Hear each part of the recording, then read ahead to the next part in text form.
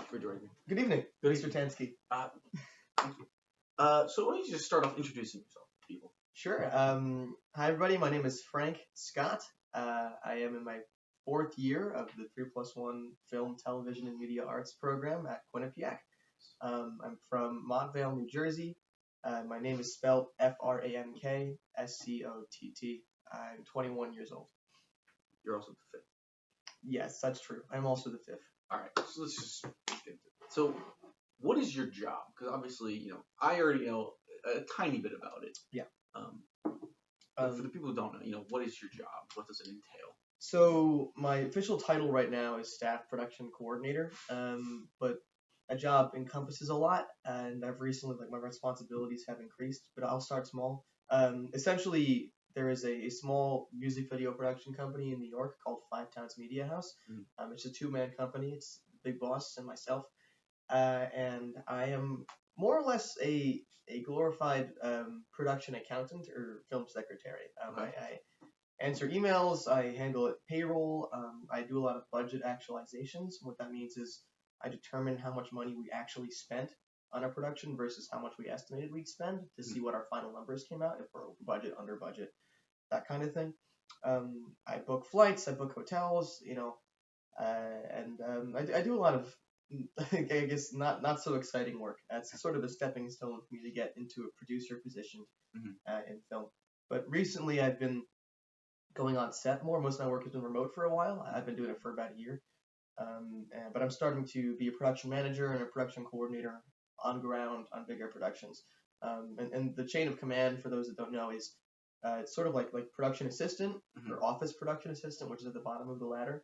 And then you have a production coordinator, a production manager, producer, an executive producer, and then so on. So I'm sort of at the production manager level, which is just below producer and above coordinator.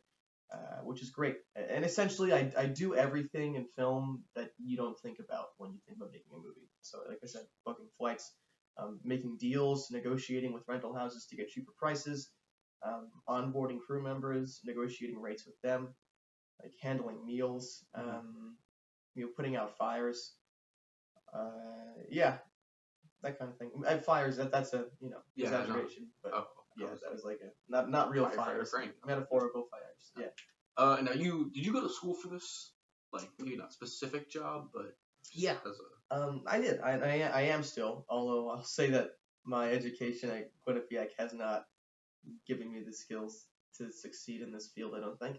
Is that just because of you going more, not necessarily, I don't want to say the creative side of it because it's so creative, but more like the business-ish type of route? Yeah, I definitely have. There's not a lot of film programs in this country or in the world that teach you to do film business, essentially. So yes, I think that's part of the reason why my education hasn't really helped me. But recently come to the conclusion that film school is kind of a scam. Unfortunately, after spending 4 years paying an absurd amount of money to go to a private school, everything I've learned, I pretty much learned on set and doing the work. And anyone that you ask that's like really getting their foot in the door in this industry will say the same thing. A day on set is worth an entire semester of class. You learn a lot by doing that. But yeah, I am in school for this. And at Quinnipiac. What is something you think is important for people to know about what you do?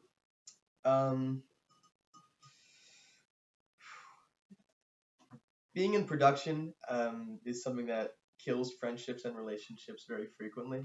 The nature of my career is a pretty miserable one, in the sense that I am on call at all times, 24/7. Doesn't matter when or where I am. I need to pick up the phone if somebody calls me. I need to get to work and have my laptop with me. Like I can be at the bar doing trivia, and they got to whip out the laptop and get some work done. That has happened. True story. On many occasions.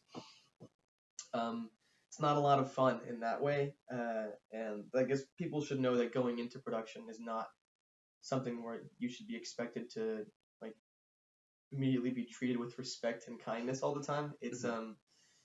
It's a really rough industry and field to enter, and the learning curve is extremely steep. So if you know anybody or work with anyone that is like in this position and entering this area of film, know that when they're all they could think about is their work, and they seem like workaholics. It's just because it's really the only way they can be in this position. and especially if you have an interest in going into this kind of stuff, know that you should be prepared to sacrifice free time at all times, basically. Yeah. I guess transferring from that or segueing, Mhm. what is do you think is the biggest challenge in this field? Well, there's a lot of challenges, right? People say in film school a lot that film is problem solving, right? It's not just like pointing and shooting a camera. Mhm. You know, when you have a $150,000 budget and there are 35 crew members and like 10 actors on set, and you have 50 people you're managing basically, right, on set for one day, and you only have 12 hours to do it. If you go above that, you're spending overtime money. Like things get really crazy, and shit always goes wrong. Pardon my French. Things go wrong very frequently, and it's on his production's job to fix the things that go wrong. You know, like we're missing this cord. We need this extension cord, or this. We need like an aux cord to aux cord connection to set up the speaker. Like quick production assistant, run to the nearest CDS and find one. That's an example. Like, oh, the artist has, do you know what a grill is when I say grill? Yeah, like the the teeth teeth. grill. Yeah, like, oh, the artist lost their grill during lunch today. PA, go dig through the garbage and see if they wrapped it up in a napkin and threw it out, because Gross. the talent's better than you and they're more of a human than you'll ever be, and you need to do the gross things to help them find their jewelry. And those are weird examples, but those are both, recent true stories. It was so- me. I was the talent. Yeah, you were. You're in your grill, man. Yeah, you in the grill. So I don't know. I guess the biggest challenge is, man, it's really hard to define one, because that really wasn't a challenge. It's just kind of like a thing that we do. I guess it's just the biggest challenge is having to be on all the time. Like you never turn your production brain off.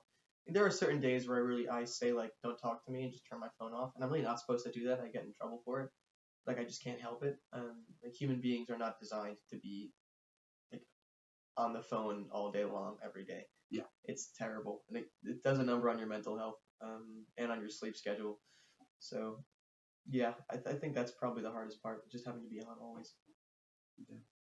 Well, what are some of the high points been?